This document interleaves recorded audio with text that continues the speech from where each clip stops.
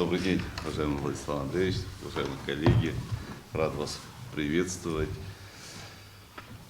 Рад, что взаимоотношения между нашими государствами сегодня приобретают и наполняются новыми возможностями и взаимодействия, направленное на улучшение, созидание качества жизни граждан нашей страны.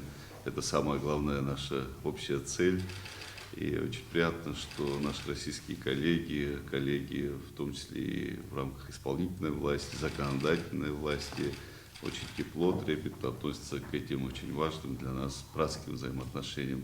Рады вас приветствовать.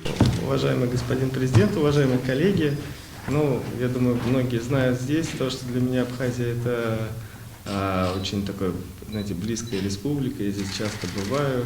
Был в прошлом году, имел честь поздравить вас уже с победой в свое время. И мы говорили с председателем парламента Государственной Думы России. Тоже он передает вам большой привет лидера нашей партии, поскольку он поставил задачу обязательно налаживать, знаете, межпарламентское и отношения, и такое увеличивать наше парламентское измерение для того, чтобы связей было больше. Тем более тем для разговоров у нас всегда много, это и малое и среднее предпринимательство развития.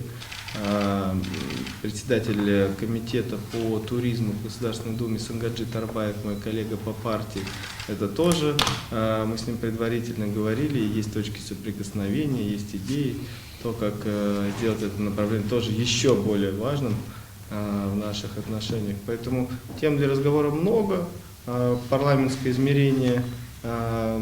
Дружить партиями тоже хорошо, обмениваться опытом, поскольку это взаимообогащает новыми идеями, новыми предложениями.